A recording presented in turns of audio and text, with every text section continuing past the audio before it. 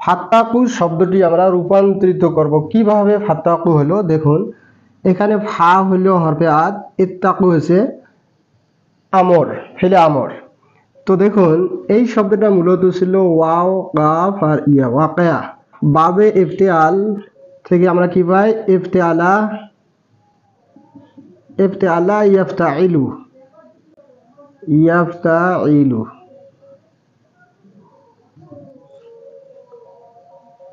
ওয়াকিয়া শব্দটা আমরা প্রথমত এই মুজারাতে নিয়ে আসি, সেটা হয় ইয়াও, ইয়াও তাকিয়ু, হা কলেমা, কাব হলো আইন কলেমা, ইয়া হলো লাম কলেমা। ঠিক আছে।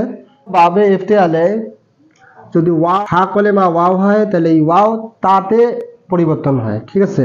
তো দেখুন তাহলে কি হবে, ইয়াত তাকিয়ু,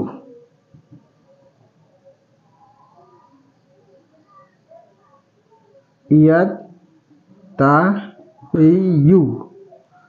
তো দেখুন এইটা আর এইটা ইদগাম হবে, তাহলে হবে কিরকম, ইয়াত্তাকিয়ু, ইয়াত্তাকিয়ু। এটা আমরা পেলাম মুজারা। তাহলে ইয়াত্তাকিয়ু, ইয়াত্তাকিয়ানে, ইয়াত্তাকিয়ুনা, এইভাবে গর্দান করে যখন আমরা আসবো তখন পাবো আমরা তাত্তাকিয়ুনা। ঠিক আছে। তো জামা মুজাক্কার হাজরি পাইলাম আমরা তাত্তাকিয়ুনা। আরবি গ্রামার অনুযায়ী ফেলে আমর বানার যেটা নিয়ম সেটা হলো এই নুনে এরাবি আমরা ভিনিশ করে দিয়ে দেবো। নুনে এরাবি ভিনিশ করার পর একটা আলিফ দিব, আর আলামতে মুজারা আমরা কি করব, ভিনিশ করে দিয়ে দেবো। হ্যাঁ না নাই, দেওয়ার পর আমরা পূর্বের পাই না, এখন একটা হামজা ওয়াসাল নিয়ে আসলাম। তো এখন হামজা ওয়াসালে আমরা জবর দেবো না জের দেবো না পেশ।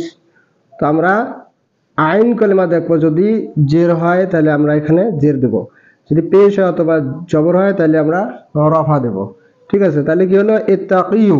ইত্তাকিয়ু আর একটা নিয়ম, সেটা হচ্ছে বাবে ইফতিআলে যদি লাম কলেমা ইয়া তার মা কবল যদি মকসুর হয়, মা বাদ যদি ওয়াও হয়, তাহলে আমরা এই যে লাম কলেমার যেটা হরকত আছে সেটা আমরা আইন কলেমাকে দিয়ে দেবো। তা এটা আমরা আইন কলেমাকে দিয়ে দিলাম, সাকিন হলো। ইত্তাকু দুইটে সাকিন একটাই হলো। এখন যখন দুইটে সাকিন একটাই হলো তো পড়া মুশকিল, তো একটা সাকিনকে আমরা ভিনিশ করব। ঠিক আছে। তাহলে ওয়াও তো ভিনিশ করা যাবে না, কারণ ওয়াও হলো জমির। তাহলে ইয়াকে আমরা ভিনিশ করে দিয়ে দেব। তাহলে দেখুন কি হলো, ইত্তাকু, ইত্তাকু হলো। এখন এই যে ফা আছে, ফা হলো হরফে আদ, তখন ফা আসি যোগ হয়ে গেল, হামজা ওয়াসাল এটা ভিনিশ হয়ে গেল, তাহলে কি হলো, ফাত্তাকু। এইভাবে শব্দটা বনছে। ঠিক আছে। ফাত্তাকু আলিফ কিন্তু দেখা যায়, কিন্তু মকসুরে আছে, কসরা আছে, এটা ভিনিশ করে দেওয়া আছে, ফাত্তাকু হয়ে গেল পড়ার সুবিধার কারণে। ফাত্তাকু। তোমরা এই জমির হলো হুম, এখানে তোমরা সকলে কি করো, বাঁচো। ঠিক আছে। কিসের থেকে বাঁচবে, আগুন থেকে। আচ্ছা, এইভাবে বুঝতে পারলাম এই শব্দটি কিভাবে রূপান্তর হয়েছে, বুঝতে পারলাম। আচ্ছা, এতটুকুই থাকলো।